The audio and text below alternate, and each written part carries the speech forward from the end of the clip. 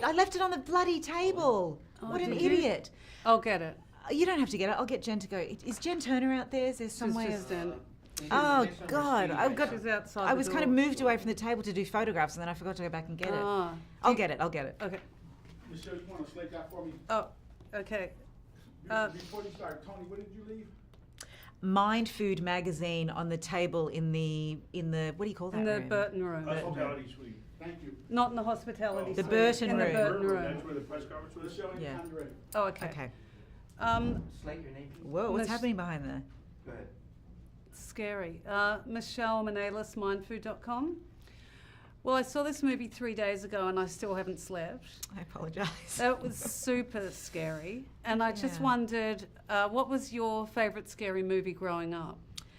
I mean, I had a couple of slumber parties where I watched things like Nightmare on Elm Street, but even then I wasn't good with them. I don't watch them. I don't choose to watch them. My mind is entertaining enough. I don't want to have to invite those images and ideas in because I will never sleep at night.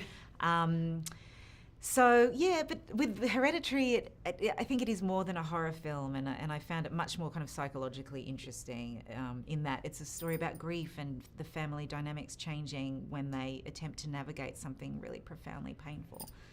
What's your view on psychics and, tarot cards, and do you sort of go in for all of that? I have in the past. I haven't for a long time. I believe in intuition. I think we all have access to that, and it's just a matter of whether or not you are capable of tuning into it. I would never do like a Ouija board or something where you aren't entirely in control. You don't know exactly what you may invite in. I think that's a really dangerous thing to do. I think absolutely there is so much more than what we physically see and feel.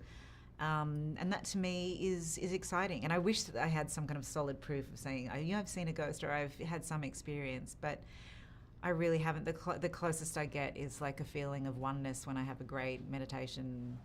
That's kind of blissful for me. And on the subject of Hereditary, do you see yourself and your kids, and is that a comforting feeling or is it a bit disturbing? Do I see my own kids in this story? No, do you see yourself in your kids? I find it difficult to see myself in them.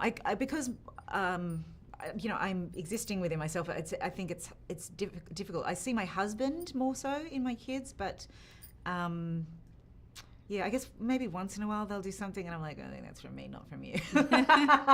But physically they look a lot like him.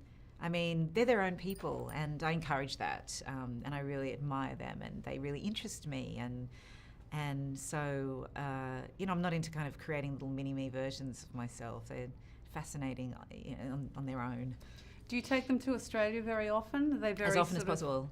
Yeah, they see Australia as home. We all do, and so our families are there, and our closest buddies, and I think, we're anticipating a move to get back there, before school really kicks in. They're still quite young, but certainly, I think the education they'll get in Australia is probably what we want to focus on more than existing here in LA. It kind of feels a bit like we did move here for work. It was a geographical decision. We love London and almost stayed there, but it's just too far from home.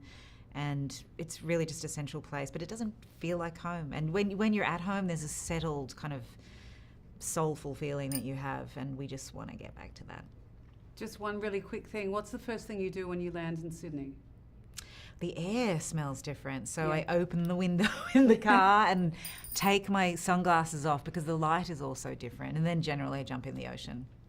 Great. Yeah. Thank you.